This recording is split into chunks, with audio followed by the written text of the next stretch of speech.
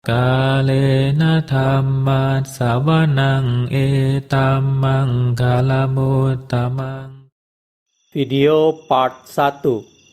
Judul buku, Ajaran Buddha tentang Pembebasan di Kehidupan Ini Juga. Judul asal, In This Very Life, The Liberation Teachings of the Buddha, oleh Sayadaw U. Pandita. Penerjemah bahasa Inggris, Venerable U. Agga Citta. Penyunting bahasa Inggris, Kate Wheeler. Penerjemah bahasa Indonesia, Tim Penerjemah Yasati. Penyunting bahasa Indonesia, Asin Kusala Dhamma. Dicetak dan diterbitkan oleh Yayasan Satipatthana Indonesia. Cetakan pertama, Mei 2014. Bab 1. Moralitas dasar dan instruksi meditasi. Kita berlatih meditasi bukan untuk dikagumi orang, tetapi kita berlatih untuk berperan serta membangun perdamaian dunia. Kita berusaha mengikuti ajaran Buddha dan menjalankan petunjuk guru terpercaya, dengan harapan kita juga dapat mencapai kesucian seperti yang telah dicapai oleh Buddha. Setelah memahami kesucian ini dalam diri sendiri, kita dapat memberikan inspirasi dan berbagi dhamma, kebenaran ini. Ajaran Buddha dapat diintisarikan dalam 3 bagian: sila atau moralitas, samadhi atau konsentrasi, dan panya, kebijaksanaan intuitif. Sila dibahas terlebih dahulu karena merupakan dasar bagi 2 lainnya. Pentingnya sila tidak dapat diabaikan. Tanpa sila, latihan selanjutnya tidak dapat dilakukan. Sila bagi umat awam terdiri dari 5 aturan: menghindari membunuh makhluk hidup, menghindari mengambil barang yang tidak diberikan, menghindari hubungan seks yang tidak pada tempatnya atau asusila, menghindari kebohongan, dan menghindari pengkonsumsian bahan-bahan yang memabukkan.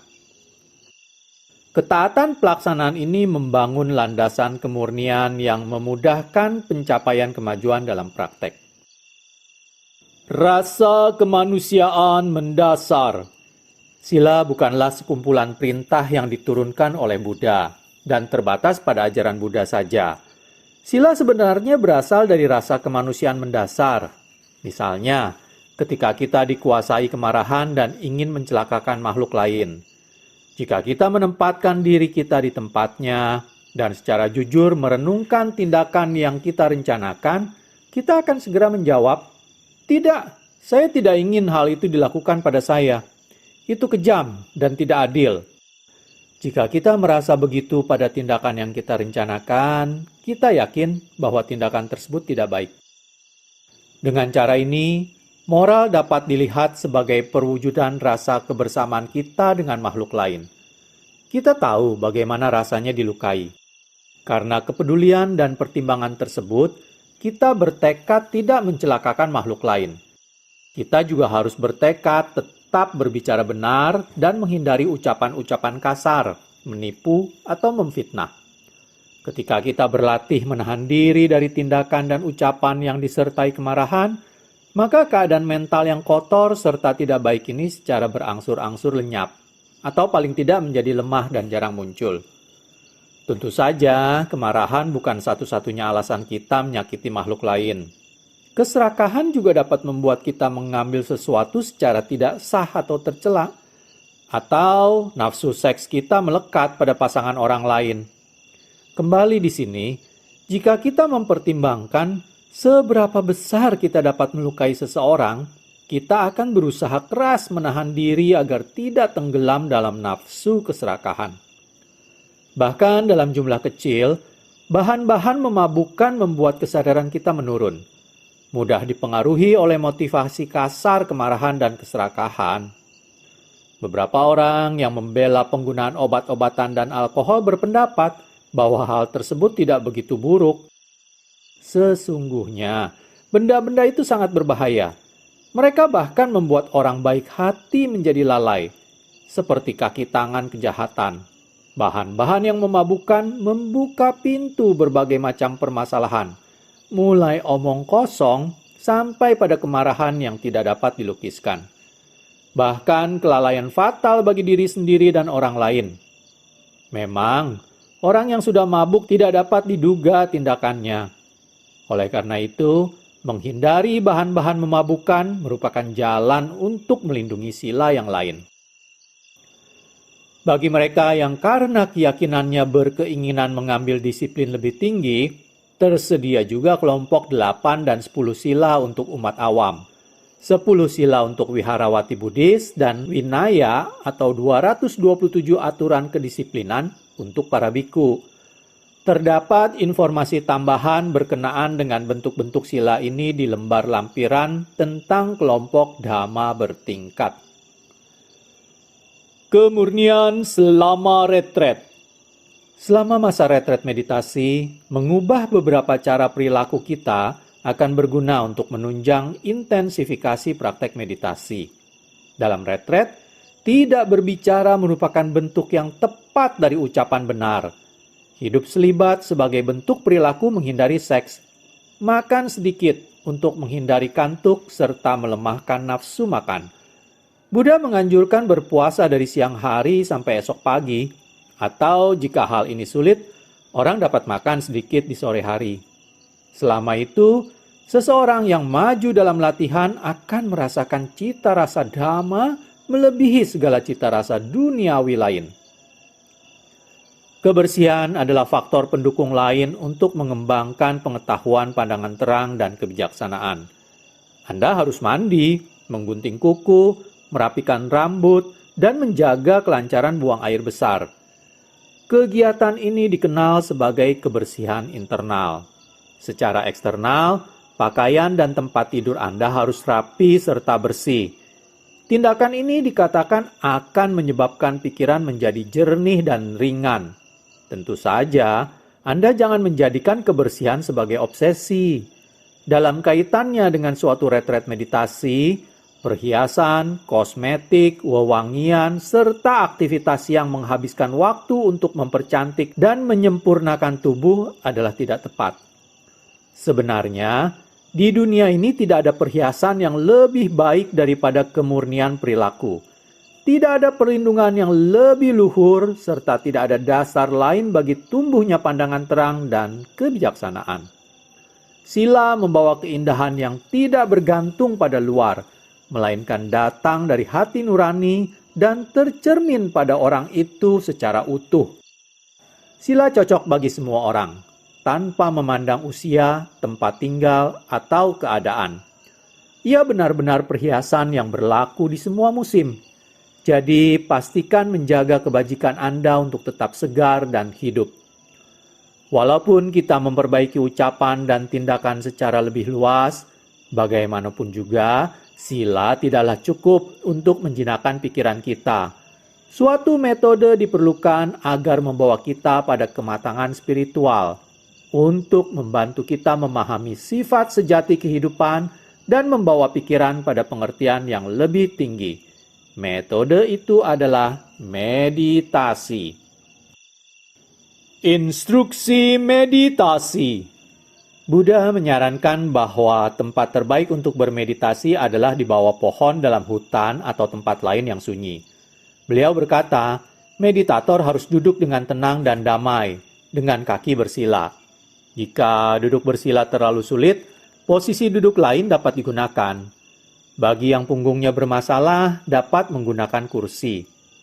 Memang benar, untuk mencapai kedamaian batin, kita harus memastikan tubuh kita tenang. Jadi perlu memilih posisi yang akan membuat kita nyaman untuk jangka waktu lama. Duduklah dengan punggung tegak, dengan sudut siku-siku terhadap lantai, namun tidak terlalu kaku. Alasan duduk dengan posisi tegak tidaklah sulit untuk dipahami. Punggung yang melengkung atau membungkuk akan segera menimbulkan rasa sakit. Lebih dari itu, usaha fisik agar tetap tegak tanpa penopang tambahan akan menguatkan latihan meditasi. Pejamkan mata Anda. Sekarang pusatkan perhatian Anda pada bagian perut. Bernafaslah dengan wajar. Jangan dipaksa. Jangan diperlambat atau dipercepat. Bernafaslah secara alami. Anda mulai menyadari ada sensasi yang timbul ketika menarik nafas dan perut mengembung. Demikian juga ketika mengeluarkan nafas dan perut mengempis. Sekarang pertajam perhatian Anda dan pastikan bahwa pikiran memperhatikan seluruh proses ini. Perhatikan dari awal semua sensasi yang berkaitan dengan perut mengembung, juga perhatian yang berkesinambungan di sepanjang tengah dan akhir proses perut mengembung. Lalu, sadari sensasi-sensasi gerakan perut mengempis mulai dari awal, tengah, hingga akhir gerakan kempis itu. Meskipun kita menggambarkan kembung kempis memiliki awal, tengah, dan akhir, hal ini hanya untuk memberi kejelasan agar kewaspadaan Anda berkesinambungan dan menyeluruh. Kami tidak menghendaki Anda membagi proses ini dalam 3 bagian. Anda harus menyadari setiap gerakan dari awal hingga akhir sebagai suatu proses secara menyeluruh. Jangan memperhatikan sensasi-sensasi dengan pikiran terfokus berlebihan. Secara khusus, mencari bagaimana gerakan perut bermula atau berakhir. Dalam meditasi ini sangat penting memiliki semangat maupun bidikan yang tepat, sehingga pikiran bertemu dengan sensasi secara langsung dan dengan kuat. Membuat pencatatan mental pada objek kesadaran, menamai sensasi tersebut dengan menyebut kata itu secara lembut tanpa suara, seperti kembung, kembung, kempis, kempis, merupakan sarana pembantu demi ketepatan dan kecermatan. Kembali dari lamunan. Akan terjadi saat-saat ketika pikiran berkelana. Anda mulai memikirkan sesuatu. Pada saat ini, perhatikanlah pikiran. Sadarilah bahwa saat itu Anda sedang berpikir. Untuk memastikannya, catat pikiran itu tanpa suara dengan kata berpikir, berpikir, lalu kembalikan pada kembung dan kempisnya perut. Cara yang sama juga harus digunakan untuk objek kesadaran yang timbul dari apa yang disebut 6 pintu indera, mata, telinga, hidung, lidah, tubuh, dan batin. Meskipun sudah berusaha keras melakukannya, tidak seorang pun dapat secara sempurna selalu memusatkan perhatian pada kembung kempisnya perut. Objek lain pasti muncul dan menjadi dominan, sehingga lingkup meditasi mencakup semua pengalaman kita, rupa, suara, bau, rasa, sensasi di tubuh, dan objek mental seperti gambaran dalam hayalan atau emosi. Ketika salah satu objek itu muncul, Anda harus memusatkan kesadaran padanya dan menggunakan kata lembut yang diucapkan dalam hati. Selama meditasi duduk, jika ada objek lain yang menimpa kesadaran dengan kuat sehingga menarik perhatian kita dari kembung kempisnya perut, objek ini harus dicatat dengan jelas. Misalnya, jika suara keras muncul selama Anda bermeditasi, secara sadar, arahkan perhatian Anda pada suara itu segera setelah suara tersebut terdengar. Sadari suara tersebut sebagai satu pengalaman langsung. Juga kenali secara ringkas dengan kata mendengar, mendengar. Ketika suara itu melemah dan tidak lagi dominan, kembalilah pada kembung kempisnya perut. Inilah prinsip dasar yang harus diikuti selama meditasi duduk. Dalam membuat pencatatan, tidak diperlukan bahasa rumit, satu kata sederhana adalah yang terbaik. Untuk pintu mata, telinga, dan lidah, kita hanya perlu mengatakan melihat, melihat, mendengar, mendengar, merasakan, merasakan. Untuk sensasi tubuh, kita boleh memilih istilah yang lebih jelas seperti hangat, tekanan, keras, atau gerak. Objek-objek mental muncul menghadirkan aneka ragam kebingungan. Tapi sebenarnya mereka dapat dikelompokkan dalam beberapa kategori yang jelas seperti berpikir, menghayal, mengingat, merencanakan, dan menggambarkan. Tapi ingat bahwa penggunaan teknik pelabelan bertujuan bukan untuk memperoleh keterampilan verbal. Teknik pelabelan membantu kita mengetahui secara jelas kualitas sejati pengalaman kita tanpa masuk pada isi di dalamnya. Ia mengembangkan kekuatan mental dan fokus. Dalam meditasi, kita mencari kesadaran mendalam, jelas, dan tepat pada batin dan jasmani. Kesadaran langsung ini menunjukkan pada kita kebenaran tentang kehidupan, sifat alami proses sejati mental dan fisik kita. Meditasi tidak berakhir setelah duduk 1 jam. Ia dapat diteruskan sepanjang hari. Ketika Anda bangkit dari duduk, Anda harus mencatat dengan seksama, diawali dengan kehendak membuka mata. Ingin, membuka. Alami peristiwa mental ingin dan rasakan sensasi terbukanya mata.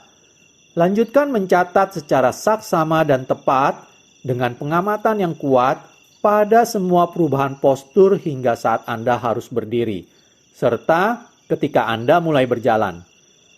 Sepanjang hari Anda juga harus menyadari dan mencatat dalam hati semua kegiatan Anda seperti meregangkan, melipat tangan, mengambil sendok, memakai pakaian, menggosok gigi, menutup pintu, membuka pintu, menutup kelopak mata, makan, dan seterusnya.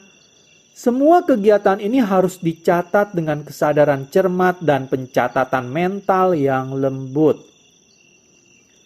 Di luar jam-jam tidur lelap, Anda harus berusaha menjaga perhatian penuh yang berkesinambungan selama Anda terjaga.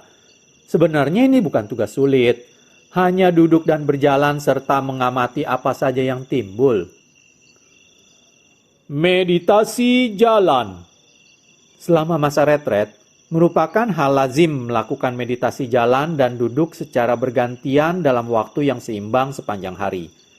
1 jam merupakan waktu standar, tetapi 45 menit juga boleh.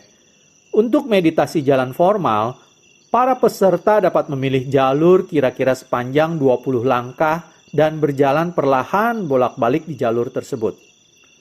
Dalam kehidupan sehari-hari, meditasi jalan juga sangat membantu. Meditasi jalan singkat, misalnya 10 menit sebelum meditasi duduk, akan membantu memusatkan pikiran. Selain manfaat itu, kesadaran yang dikembangkan dalam meditasi jalan berguna bagi kita semua ketika kita menggerakkan tubuh dari satu tempat ke tempat lain di sepanjang hari biasa. Meditasi jalan mengembangkan keseimbangan dan kecermatan kesadaran serta daya tahan konsentrasi. Seseorang dapat mengamati aspek mendalam dhamma ketika berjalan, bahkan mencapai pencerahan. Kenyataannya, seorang yogi yang tidak melakukan meditasi jalan sebelum meditasi duduk, ibarat mobil dengan aki lemah. Ia akan mengalami kesulitan menyalakan mesin perhatian penuhnya ketika duduk. Meditasi jalan mencakup pemberian perhatian pada proses berjalan. Jika Anda bergerak agak cepat, buat pencatatan mental pada gerakan kaki, kiri, kanan, dan gunakan kesadaran Anda mengikuti sensasi yang ada di seluruh telapak kaki. Jika Anda berjalan lebih lambat, catat, angkat, maju, dan letak pada setiap gerakan kaki. Dalam setiap gerakan, Anda harus mencoba menjaga pikiran hanya pada sensasi berjalan. Perhatikan proses yang timbul ketika Anda berhenti pada akhir jalur. Ketika Anda berdiri diam, ketika Anda berputar dan mulai berjalan lagi. Jangan melihat kaki Anda kecuali memang diperlukan, karena ada penghalang di tanah. Membayangkan kaki dalam pikiran Anda tidaklah membantu saat Anda berusaha menyadari sensasi-sensasinya. Anda ingin memusatkan perhatian pada sensasi itu sendiri, dan sensasi bukan visual. Bagi banyak orang, hal ini merupakan pengetahuan yang menakjubkan saat mereka mampu memiliki persepsi yang jernih, murni pada objek fisik seperti rasa ringan, perasaan geli, dingin, dan hangat. Biasanya kita membagi proses berjalan dalam 3 gerakan berbeda: mengangkat, maju, dan meletakkan kaki. Untuk membantu ketepatan kesadaran, kita membedakan gerakan secara jelas, membuat pencatatan mental pada awal setiap gerakan, dan memastikan bahwa kesadaran kita mengikuti secara tepat dan kuat hingga akhir. Hal kecil tapi penting adalah mulai mencatat gerakan meletakkan tepat pada saat kaki mulai bergerak turun. Dunia baru sensasi. Mari kita bahas mengangkat kaki. Kita tahu penyebutan itu, tapi dalam meditasi penting menembus di balik konsep sebutan dan memahami sifat sebenarnya seluruh proses mengangkat. diawali keinginan mengangkat dan berlanjut dengan proses sebenarnya yang melibatkan banyak sensasi. Usaha kita menyadari proses mengangkat kaki tidak boleh melampaui sensasi ataupun tertinggal dari targetnya. Pengarahan pikiran yang tepat dan cermat akan menyeimbangkan usaha kita. Ketika usaha kita seimbang dan sasaran kita tepat, perhatian penuh akan kuat terbentuk pada objek kesadaran. Hanya dengan ketiga faktor ini, usaha, ketepatan, dan perhatian penuh, konsentrasi dapat berkembang. Konsentrasi adalah penyatuan, keterpusatan pikiran. Karakteristiknya adalah menjaga kesadaran tidak menyebar atau berpencar. Ketika kita semakin dekat dengan proses mengangkat ini, kita akan melihat seperti sebaris semut merayap menyeberangi jalan. Dari jauh, barisan ini mungkin tampak diam, tapi dari dekat ia tampak bergoyang dan bergetar. Makin dekat lagi, ternyata barisan itu terdiri dari semut-semut. Dan kita melihat bahwa anggapan terhadap barisan itu hanyalah ilusi. Kini kita jelas mengetahui barisan semut sebagai satu semut, diikuti semut yang lain. Tepat seperti itu. Ketika kita melihat secara jelas proses mengangkat dari awal hingga akhir, faktor mental atau kualitas kesadaran yang disebut pandangan terang semakin mendekati objek yang diamati. Semakin dekat pandangan terang, semakin jelas sifat alami proses mengangkat dapat dilihat. Inilah fakta menakjubkan batin manusia, bahwa ketika pandangan terang timbul dan semakin mendalam melalui latihan meditasi vipassana atau pandangan terang, aspek khusus kebenaran tentang keberadaan akan terungkap dalam urutan yang pasti. Urutan ini disebut perkembangan pandangan terang. Pandangan terang pertama yang secara umum dialami oleh para meditator adalah mulai memahami bukan secara intelektual atau penalaran, tetapi secara intuisi bahwa proses mengangkat terdiri dari fenomena mental dan materi yang berbeda yang muncul bersamaan, berpasangan. Gerakan fisik yang merupakan materi terhubung tapi berbeda dengan kesadaran yang merupakan mental.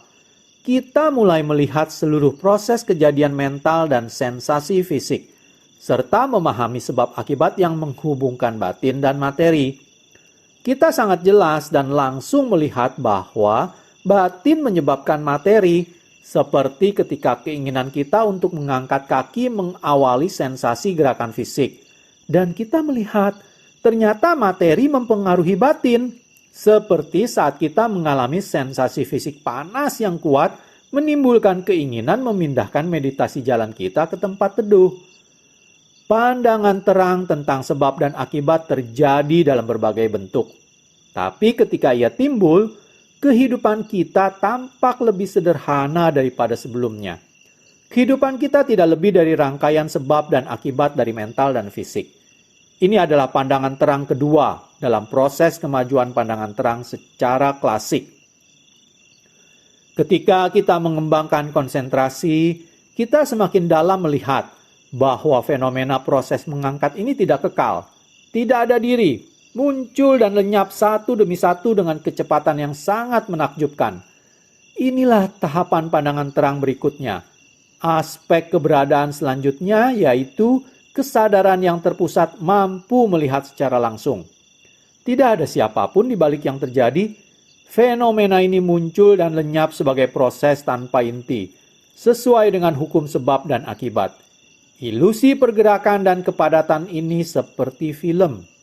Bagi persepsi awam, ia terlihat seperti penuh dengan karakter dan objek. Semuanya serupa dengan sebuah dunia. Tapi ketika kita memperlambat film tersebut, kita melihat bahwa sebenarnya ia terdiri dari rangkaian gambar statis yang terpisah. Menemukan jalan dengan bermeditasi jalan.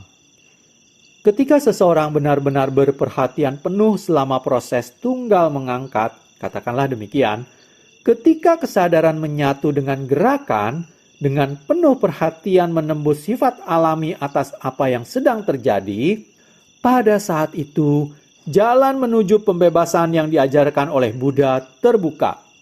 Jalan mulia berunsur 8 dari Buddha, dikenal juga sebagai jalan tengah, terdiri dari 8 faktor, yaitu pandangan benar atau pengertian benar, pikiran benar atau bidikan benar, ucapan benar, perbuatan benar, penghidupan benar, usaha benar, perhatian penuh benar, dan konsentrasi benar. Di saat manapun ketika perhatian penuh kuat, 5 dari 8 faktor muncul dalam kesadaran, yaitu usaha benar, perhatian penuh, keterpusatan pikiran atau konsentrasi, bidikan benar.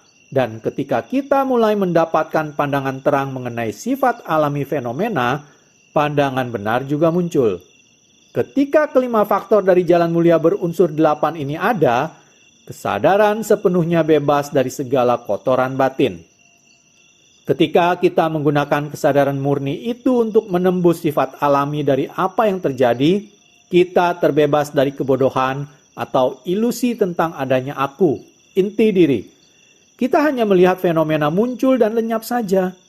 Saat pandangan terang memberikan pemahaman intuitif tentang mekanisme sebab dan akibat, bagaimana batin dan materi terkait satu sama lain, kita terbebas dari kesalahpahaman tentang sifat alami fenomena. Melihat bahwa setiap objek hanya bertahan sesaat, kita terbebas dari khayalan tentang kekekalan, ilusi tentang kesinambungan. Ketika kita mengerti ketidakkekalan dan ketidakmemuaskan yang mendasarinya, kita terbebas dari ilusi bahwa batin dan jasmani kita tidak menderita.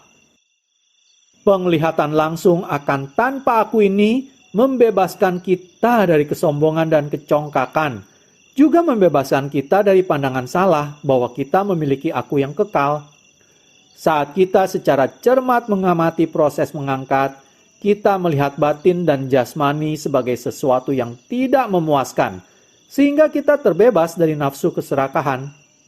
3 keadaan batin ini, kesombongan, pandangan salah, dan nafsu keserakahan, disebut dhamma yang mengabadikan. Ketiganya membantu mengabadikan keberadaan kita dalam sangsara, lingkaran nafsu keserakahan dan penderitaan yang disebabkan oleh ketidaktahuan pada kebenaran sejati. Perhatian cermat saat meditasi jalan akan menghancurkan dhamma yang mengabadikan ini, membawa kita semakin dekat pada kebebasan.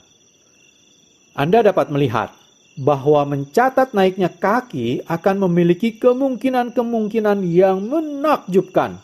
Demikian pula saat menggerakkan kaki ke depan dan meletakkan kaki di tanah.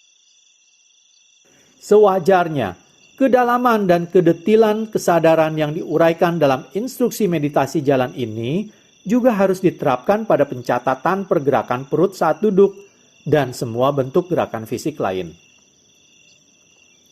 5 manfaat meditasi jalan. Buddha menjelaskan 5 manfaat khusus meditasi jalan. Pertama, seseorang yang melakukan meditasi jalan akan memiliki stamina untuk menempuh perjalanan jauh. Ini penting di zaman Buddha, ketika para biku dan bikuni, wiharawan dan wiharawati Buddhis tidak memiliki sarana transportasi kecuali kedua kaki mereka.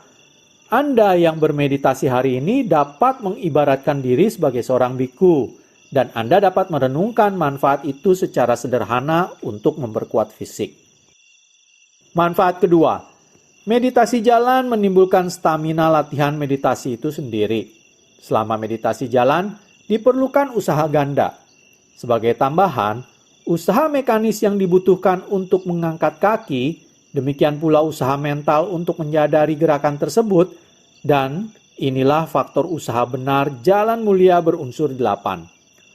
Jika usaha ganda ini berkesinambungan selama gerakan mengangkat, mendorong, dan meletakkan, ia memperkuat kapasitas usaha mental yang gigih dan konsisten, yang diketahui semua yogi sebagai faktor penting dalam latihan vipassana. Manfaat ketiga, menurut Buddha, keseimbangan antara duduk dan jalan mendukung kesehatan yang baik, yang pada gilirannya mempercepat kemajuan latihan. Tentunya sangat sulit bermeditasi ketika kita sakit. Terlalu lama duduk dapat menyebabkan banyak masalah kesehatan. Tapi dengan perpindahan posisi dan berjalan akan menyegarkan otot serta melancarkan sirkulasi, membantu mencegah gangguan kesehatan. Manfaat keempat adalah meditasi jalan membantu pencernaan. Pencernaan yang kurang baik menimbulkan berbagai ketidaknyamanan dan merupakan penghalang latihan. Berjalan menjaga sistem pencernaan tetap bersih, mengurangi kemalasan dan kelembaman. Setelah makan dan sebelum duduk, seseorang harus melakukan meditasi jalan yang baik untuk mencegah rasa kantuk. Segera berjalan setelah bangun pagi juga merupakan cara tepat meningkatkan perhatian penuh dan menghindari rasa kantuk ketika melakukan meditasi duduk pertama kali. Akhirnya, namun bukan yang terakhir, manfaat meditasi jalan adalah membangun daya tahan konsentrasi. Ketika pikiran bekerja dipusatkan pada setiap tahap gerakan meditasi jalan, konsentrasi menjadi berkesinambungan. Setiap langkah membangun dasar bagi meditasi duduk yang mengikutinya, membantu pikiran mengarah pada objek dari saat ke saat, yang akhirnya akan membuka tabir sifat alami dari kenyataan yang paling dalam. Itulah sebabnya, mengapa saya menggunakan perumpamaan aki mobil. Jika mobil tidak pernah dikendarai, aki akan melemah. Seorang yogi yang tidak pernah bermeditasi jalan akan mengalami kesulitan mencapai apapun ketika ia duduk di bantal meditasi. Tetapi seseorang yang rajin berjalan dengan sendirinya akan membawa perhatian penuh yang kuat dan konsentrasi kokoh ke dalam meditasi duduk. Saya berharap Anda semua berhasil menjalankan latihan ini dengan lengkap. Semoga Anda murni dalam sila, mengembangkannya dalam ucapan dan perbuatan, sehingga menciptakan kondisi untuk mengembangkan samadhi dan kebijaksanaan. Semoga Anda mengikuti instruksi meditasi ini dengan cermat, mencatat setiap momen pengalaman dengan perhatian penuh mendalam, akurat dan tepat, sehingga Anda dapat menembus sifat alami kenyataan. Semoga Anda melihat bagaimana batin dan materi membentuk semua pengalaman, bagaimana keduanya saling berkait melalui hubungan sebab dan akibat, bagaimana semua pengalaman bersifat tidak kekal, tidak memuaskan, dan tidak memiliki inti diri, sehingga Anda pada akhirnya memahami nibbana, keadaan tanpa kondisi yang melenyapkan semua kotoran batin, di sini dan saat ini juga. Wawancara. Meditasi Vipassana bagaikan berkebun. Kita memiliki benih visi yang jelas dan lengkap, yaitu perhatian penuh yang dengannya kita mengamati segala fenomena. Untuk menumbuhkan benih tersebut, merawat tanaman, dan memetik buah kebijaksanaan mendalam, ada 5 prosedur yang harus kita ikuti. Ini disebut 5 perlindungan atau 5 anuggahita. 5 perlindungan. Seperti seorang tukang kebun, kita harus membuat pagar di sekeliling pot kecil untuk melindunginya dari binatang besar, rusa, atau kelinci yang mungkin akan melahap tanaman muda kita saat ia mulai bertunas. Perlindungan pertama adalah sila nuggahita, perlindungan moralitas terhadap tingkah laku kasar dan liar yang mengganggu pikiran, yang menghalangi timbulnya konsentrasi dan kebijaksanaan. Kedua, kita harus menyirami benih tersebut, artinya mendengarkan uraian dhamma dan membaca buku, kemudian secara berhati-hati menerapkan pengertian yang sudah kita peroleh. Seperti halnya menyiram secara berlebihan akan membuat benih membusuk. Tujuan kita di sini hanya untuk memperoleh kejelasan, tidak untuk membingungkan kita, tersesat dalam belantara konsep. Perlindungan kedua ini disebut sutta nuggahita. Perlindungan ketiga adalah apa yang akan saya lakukan di sini, disebut sakacca nuggahita, berdiskusi dengan seorang guru. Ini seperti banyak proses yang terjadi dalam merawat tanaman. Tanaman membutuhkan hal yang berbeda pada waktu yang berbeda. Tanah di sekitar akar mungkin perlu digemburkan, namun tidak berlebihan, atau akar tidak akan dapat mencengkeram tanah. Daun harus dipotong dengan hati-hati. Tanaman yang menghalangi sinar matahari harus dipotong. Dengan cara ini, ketika mendiskusikan latihan kita dengan seorang guru, ia akan memberikan instruksi yang berbeda sesuai dengan apa yang dibutuhkan agar kita tetap berada di jalan yang benar. Perlindungan keempat adalah samatha nuggahita, perlindungan konsentrasi, yang menjauhkan ulat bulu dan rumput liar dari kondisi batin yang buruk.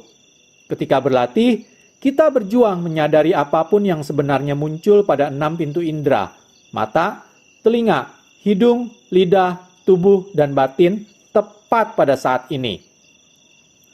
Ketika pikiran tajam terpusat dan penuh semangat seperti itu, keserakahan, kemarahan, dan kebodohan batin tidak memiliki kesempatan menyelinap masuk. Sehingga konsentrasi dapat diibaratkan sebagai pembersihan daerah sekitar tanaman, atau dengan penggunaan pestisida yang sangat baik dan alami. Jika keempat perlindungan itu ada, pandangan terang mempunyai kesempatan untuk berkembang. Tetapi, para yogi cenderung melekat pada pandangan terang yang timbul di awal dan pengalaman luar biasa yang berhubungan dengan konsentrasi kuat. Sayang sekali, hal ini menghalangi kematangan latihan mereka masuk menuju ke tingkatan vipassana yang lebih dalam.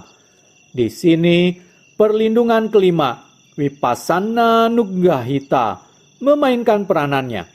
Inilah meditasi yang secara kuat mengarah menuju pada tahapan lebih tinggi, tidak berhenti membuang waktu dalam kenikmatan kedamaian batin ataupun kesenangan konsentrasi lainnya. Nafsu keserakahan pada kesenangan ini disebut nikanti tanha, sangat halus seperti jaring laba-laba, kumbang kecil, jamur, laba-laba kecil, benda kecil yang lengket yang akhirnya dapat menghambat pertumbuhan tanaman. Bahkan jika seorang yogi masuk dalam perangkap terselubung itu, bagaimanapun juga seorang guru yang baik dapat menemukan hal ini dalam wawancara dan mendorongnya kembali ke jalan yang benar. Inilah mengapa berdiskusi atas pengalaman pribadi dengan seorang guru merupakan perlindungan penting dalam latihan meditasi. Proses wawancara. Selama retret vipassana intensif, wawancara perorangan dilakukan sesering mungkin, idealnya setiap hari. Wawancara disusun secara formal, setelah yogi menjelaskan pengalamannya seperti diuraikan di bawah. Seorang guru mungkin mengajukan pertanyaan yang berhubungan dengan detail pengalaman tertentu itu sebelum memberikan komentar atau instruksi ringkas. Proses wawancara cukup sederhana. Anda harus mampu menyampaikan intisari latihan Anda dalam waktu 10 menit. Anggaplah Anda melaporkan penyelidikan tentang diri Anda sendiri yang merupakan vipassana sebenarnya. Cobalah untuk mengikuti standar yang digunakan dalam dunia ilmu pengetahuan. Singkat, akurat, dan tepat. Pertama, laporkan berapa jam Anda melakukan meditasi duduk dan berapa jam melakukan meditasi jalan dalam 24 jam terakhir. Jika Anda cukup tulus dan jujur, hal itu menunjukkan ketulusan Anda dalam berlatih. Berikutnya, jelaskan latihan meditasi duduk Anda. Tidak perlu menggambarkan setiap duduk secara detail. Jika tiap meditasi duduk hampir sama, Anda dapat menggabungkan kesamaan tersebut menjadi satu laporan umum. Cobalah gunakan detail dari satu kali duduk atau beberapa kali duduk yang paling jelas. Mulailah uraian Anda dengan objek utama meditasi, kembung kempisnya perut. Setelah itu, Anda boleh menambahkan beberapa objek yang muncul melalui salah satu dari 6 pintu indera. Setelah menggambarkan meditasi duduk, lanjutkan dengan latihan meditasi jalan. Di sini Anda hanya perlu menjelaskan pengalaman yang langsung berhubungan dengan pergerakan jalan Anda. Jangan masukkan objek-objek lain seperti yang mungkin Anda laporkan dalam meditasi duduk. Jika Anda menggunakan metode 3 bagian mengangkat, menggerakkan, dan meletakkan dalam latihan meditasi jalan, cobalah memasukkan setiap bagian dan pengalaman yang Anda alami. Apa yang terjadi? Bagaimana Anda mencatatnya? Apa yang terjadi setelah itu? Untuk semua objek tersebut, tentunya pada setiap objek meditasi, diharapkan Anda melaporkan pengalaman Anda dalam 3 tahap. Pertama, Anda mengidentifikasi apa yang muncul. Kedua, laporkan bagaimana Anda mencatatnya. Dan ketiga, jelaskan bagaimana Anda melihat, merasakan, atau memahami, yaitu apa yang terjadi ketika Anda mencatatnya. Mari kita ambil contoh objek utama, pergerakan kembung kempis perut. Hal pertama yang dikerjakan adalah mengidentifikasi kemunculan proses kembungnya perut. kembung muncul. Tahap kedua mencatatnya dengan memberi label tanpa suara. Saya mencatat itu sebagai kembung. Tahap ketiga menjelaskan apa yang terjadi saat perut kembung. Ketika saya mencatat kembung, inilah yang saya alami. Saya merasakan sensasi yang berbeda. Beginilah perilaku sensasi tersebut pada saat itu. Lalu Anda meneruskan wawancara dengan menggunakan penggambaran 3 tahap yang sama pada proses kempis dan objek lain yang timbul selama meditasi duduk. Anda menyebutkan kemunculan objek itu, menggambarkan bagaimana Anda mencatatnya, dan menghubungkan pengalaman Anda selanjutnya hingga objek tadi lenyap atau perhatian Anda beralih ke tempat lain. Mungkin sebuah analogi dapat membantu menjelaskannya. Bayangkan, saya duduk di depan Anda, serta tiba-tiba saya mengangkat tangan ke udara dan membukanya sehingga Anda dapat melihat saya menggenggam sebuah apel. Anda mengarahkan perhatian pada apel ini, Anda mengenalinya, dan karena ini hanyalah analogi, Anda mengatakan apel pada diri sendiri. Sekarang, Anda teruskan mengamati bahwa apel itu berwarna merah, bulat, dan mengkilat. Akhirnya saya menutup tangan secara perlahan, sehingga apel itu lenyap. Bagaimana Anda melaporkan pengalaman Anda tentang apel? Jika apel itu adalah objek utama meditasi Anda akan mengatakan, apel muncul. Saya mencatatnya sebagai apel, dan saya perhatikan bahwa ia berwarna merah, bulat, serta mengkilat. Lalu apel itu secara perlahan lenyap. Demikianlah, Anda mungkin melaporkan secara terinci dalam 3 tahap atas apa yang Anda alami dengan apel itu. Pertama, saat apel muncul, dan Anda mampu memperhatikan hal itu. Kedua, Anda mengarahkan perhatian pada apel dan mengenali apakah itu. Karena Anda mempraktekkan meditasi dengan apel, Anda mengusahakan menamainya dalam hati. Ketiga, Anda terus mengamati apel tadi dan mengetahui kualitasnya. Demikian juga saat berlalu dari kesadaran Anda. Proses 3 tahap ini adalah apa yang harus Anda ikuti dalam meditasi Vipassana sejati. Tentunya Anda melaporkan pengalaman tentang kembung kempisnya perut. Satu peringatan, tugas Anda mengamati apel fiktif itu tidak meluas hingga membayangkan segarnya apel atau membayangkan Anda memakannya. Sama halnya, dalam wawancara meditasi, Anda harus membatasi penjelasan Anda pada apa yang Anda alami secara langsung, bukan apa yang Anda bayangkan, visualisasikan, serta pendapat Anda tentang objek itu. Seperti Anda lihat, gaya pelaporan ini merupakan tuntunan bagaimana kesadaran seharusnya berfungsi dalam meditasi Vipassana sesungguhnya. Karena alasan itu, wawancara meditasi sangat membantu sebagai alasan tambahan di balik kesempatan untuk menerima bimbingan seorang guru. Yogi sering menemukan diminta membuat laporan seperti itu memiliki efek sebagai pemacu latihan meditasinya. Karena ia meminta mereka fokus pada pengalamannya sejelas yang mereka bisa dapatkan. Kesadaran, ketepatan, ketekunan. Tidaklah cukup melihat objek dengan acuh tak acuh, sembarangan atau tanpa perhatian penuh, dengan cara otomatis. Ini bukanlah latihan di mana Anda secara ceroboh membaca suatu formula mental. Anda harus melihat objek dengan komitmen penuh, dengan sepenuh hati, mengarahkan seluruh perhatian pada objek setepat mungkin. Anda menjaga perhatian Anda pada objek itu sehingga dapat menembus sifat sejati objek tersebut. Meskipun kita sudah berusaha sebaik mungkin, pikiran tidaklah selalu patuh menetap pada perut Anda. Pikiran berkelana keluar. Pada titik ini, sebuah objek baru, pikiran yang mengembara timbul. Bagaimana kita menangani ini? Kita menyadari akan penggembaraan tersebut. Inilah tahap pertama. Sekarang tahap kedua, kita melabelkannya, mengembara, mengembara. Seberapa cepat kita menyadari timbulnya lamunan? 1 detik, 2 menit, setengah jam. Dan apa yang terjadi setelah kita menamainya? Apakah pikiran yang mengembara itu lenyap seketika?